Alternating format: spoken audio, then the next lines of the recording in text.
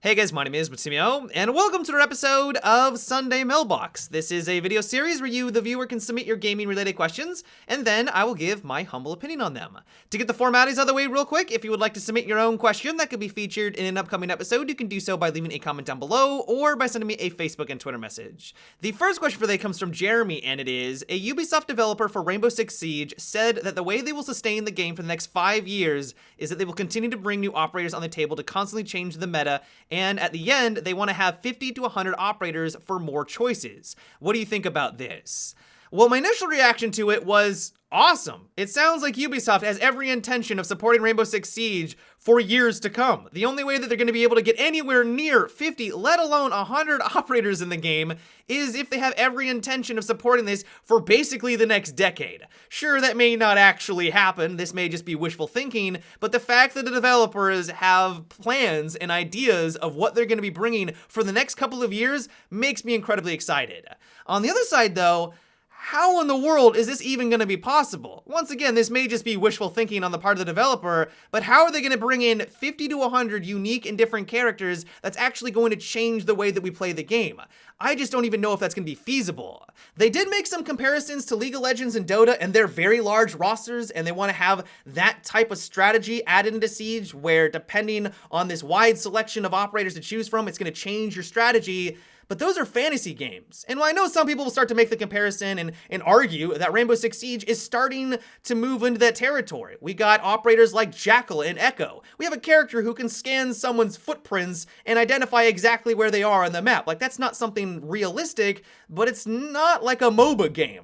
In League of Legends, for example, you can teleport across the map. You can go invisible. You can summon demons from the ground and they will fight alongside you. We can't have anything like that in Rainbow Six Siege. At the end of the day, this is a first-person shooter, and it's going to be limited by that theme, and so I can only think of so many ways that they're going to be able to bring in gadgets and weapons that's going to actually change the way that we play the game. And so I have a feeling by this comments, we're going to see a lot of operators in the future that will change the way that we play, but they're going to be very similar to the ones that we have right now. If I had to take a guess, I would imagine that we're going to see more operators that can breach through reinforced walls like Cabana and Thermites. We're also probably going to see some that can defend from those breaches like Bandit and Mutes. Sure, they do the same thing, but they do it slightly differently, and so based off of the circumstance, based off of the operator that you're fighting against, you're going to have to change your strategy. I think that's what they're going for. My one fear with this, though, is that because they want to have so many different characters, that they may start to dabble into more science fiction than the player base would maybe want. I never want to have a character that can go stealth or camouflage, which makes it nearly impossible to see that operator if they're standing still. Like, that is not a direction that I want to see for Rainbow Six Siege, and it's the thing that jumped out to me immediately when I heard they wanted to bring in 50 to 100 new characters. And so all in all, while I do have a couple of concerns, as long as Ubisoft doesn't get too crazy with their operator ideas, I think this will be a good thing for Siege. If we ever do get to the point where we have 100 operators to choose from, I honestly don't think we will, but if we ever do get to that point, every round is going to be different. Every round is going to be unique. We're going to have to change our strategy based off the people that we fight against. And while they may all be very similar, because of that uniqueness, it's just going to make every single round fresh and fun. And that's the reason why we like the game already, or at least that's why I like the game. The next question comes from Alex, and it is, do you think that players under rank 25 should be allowed into ranked games in Rainbow Six Siege? The other day, I was matched with a full team of people less than level 15, with one friend being level 25. Well, to some extent, I do agree with you. Someone who is brand spanking new to Siege probably has no business being in ranked until they have a basic understanding of the way that the game works, and I think that Ubisoft should probably take some steps to ensure that that happens. That said, though, I don't really mind low-level people getting involved in rank because honestly, ranked actually has a matchmaking system. It tries to pair you against people that are around your same skill level, while casual I don't really think has anything like that. And so for someone who is brand new to the game and they're joining casual and they're getting paired against people who are platinum and diamond and they're just getting stomped over and over, that's going to be incredibly frustrating for those people. You have to remember that this game is getting bigger and bigger every couple of months. I don't care what you say, no one knows this game until they put like 200 hours into it. You're not going to know every single nook and cranny of all the maps. You're not going to know the ins and outs of all the operators and how to counter them until you put that amount of time. especially when this game gets older and older and we get on to year 3, potentially year 4. We got dozens of new operators, loads of new maps. Like, at some point, you've just got to concede to the fact that not everyone's going to know exactly what's going on. It's a video game, and it's okay if they don't know every single in and out when they are playing in ranked. Now, one solution to this problem that I have heard bounce around is just make a casual mode for newer players. So you will just select casual if you're brand new, and then as long as you meet the maximum level requirement, maybe you can't go past rank 50 or rank 100, anyone lower than that is going to be put into the special queue so that they're only fighting people that are new to the game.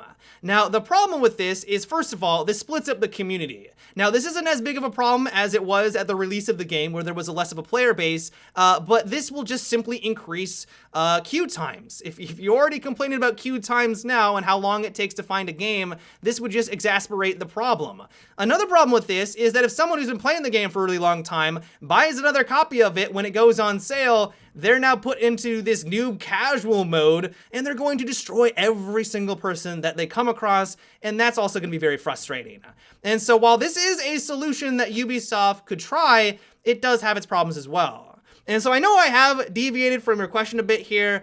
I just wanted to address the point that if you are new, and there's a lot of new players, we've got a lot of new people that are getting involved in Siege, which is fantastic, don't be discouraged by people that are saying that you shouldn't be involved with a certain game mode. As long as you've hit that minimum rank requirement, go for it. You're going to be paired with people that are around your same skill, and in my opinion, that's going to be a lot more enjoyable than getting just curb stomped by people that are platinum and diamonds. The next question is, do you think that Battlefield 1 could do with a more vehicle-centric map? I like to tank in Battlefield 4, and while tanks dominate in Battlefield 1, I don't find enough opportunities to get one. Battlefield 4 has maps like Gold Mode Railways, and with tons of vehicles, I find tanking in Battlefield 1 generally means fighting infantry.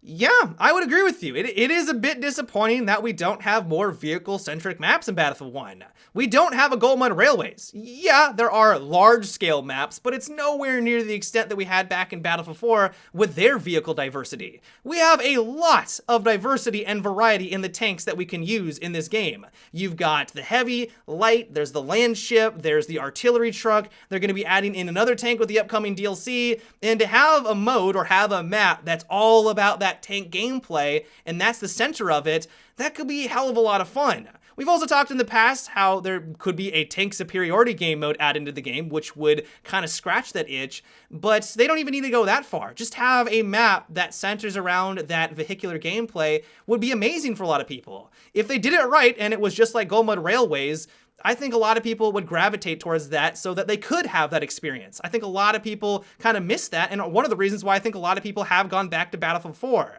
Now, I know there will be some people out there that will say, oh, they'll just add it with future DLC, and that's true. They could absolutely do something like that. The issue with that solution is that it's a DLC. DICE and EA, for some reason, have really dug their heels in when it comes to downloadable content, and they refuse to release that downloadable content, or at least the maps for it, for free, and so those maps usually die after a couple of months. There just isn't the player base to sustain them, and I can only imagine that's going to be the case for Battlefield 1.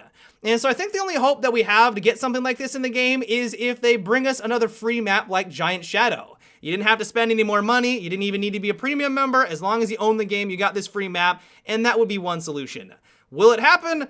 I have no idea, because nothing's been confirmed. DICE and EA have been sort of good about this lately. There was a lot of free maps in Battlefield 4 at the tail end. They started bringing in free maps for Star Wars Battlefront, and so that could be a possibility in Battlefield 1, but we can only cross our fingers at this point. The next question is, what do you think about an operator that has access to a battering ram for castle doors or hatches?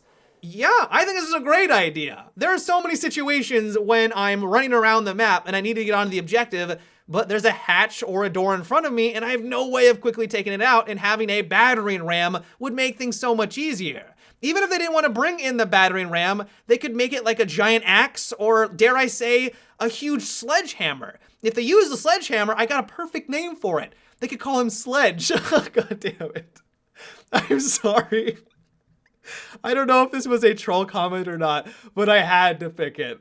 But yeah, guys, that is about it for today's Sunday Mailbox. I hope you enjoyed. Let me know what you guys thought about what we discussed in today's video. Are you excited about having the potential of 50 to 100 new operators? Is that scary to you? Let me know down below. As always, if you would like to submit your own question for an upcoming episode, you can also leave a comment or by sending me a Facebook and Twitter message. But until tomorrow, guys, have a good one and take it easy.